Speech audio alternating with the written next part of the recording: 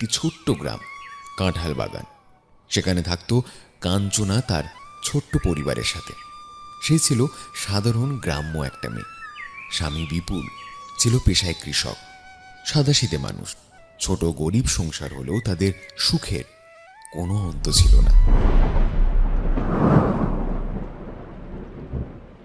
এই বৃষ্টিতে জমিতে গিয়ে কাজ করতে ভীষণ কষ্ট হয় গো বউ। শরীরটাও ভালো লাগছে না। যা বৃষ্টি হচ্ছে, ফসল না কাটলে যে সব ডুবে যাবে। কদিন থেকে যা বৃষ্টি হচ্ছে, তাহলে কি করবে? না, এখনো খুব একটা মাঠে জল দাঁড়ায়নি। তার আগেই আমি সব তুলে নেবো গো। আজকে ওই জন্যই তো বেরোতে হবে। কয়েকটা মুগরিও বসিয়েছি, জমিতে মাছ পড়বে। হ্যাঁ, এই বর্ষাকালে আর তো চাষ করতে পারবে না। নদীর জল উঠে সব নষ্ট হয়ে যাবে। ওই যতটুকু হয়। বেলা করে লাভ নেই গো, আমি যাই ওগুলো নিয়ে আসি। চলে যাচ্ছ যে, ছাতা নিয়ে যাবে না? ছাতা নিয়ে গিয়ে কি হবে বলো তো?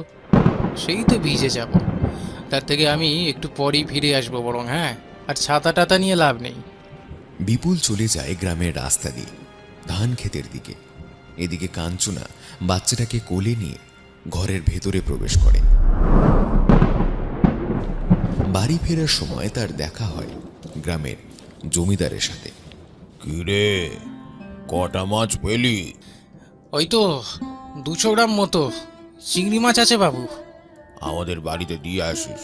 বউ বলছিল লাউ চিংড়ি করবে। আর চিংড়ি মাছ লাগবে, আর যা দাম হবে আমি দিয়ে দেবো, চিন্তা নেই। এই কথা শুনে বিপুলের মুখে হাসি ফুটে ওঠে। একেবারে সব চিংড়িগুলো বিক্রি হয়ে যাবে। সে হাসি মুখে বাড়ি ফিরে আসে।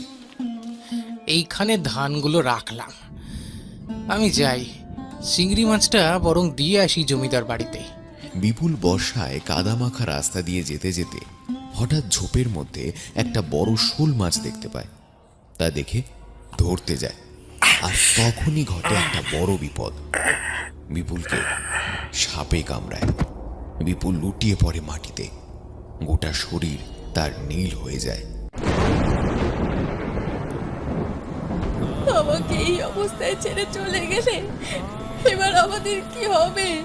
বাচ্চা নিয়ে আমি কোথায় যাব? আমি কেন মরে গেলাম না?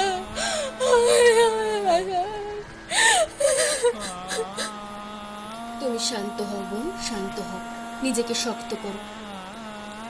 কান্নাকাটি করতে থাকে কাঞ্চনা।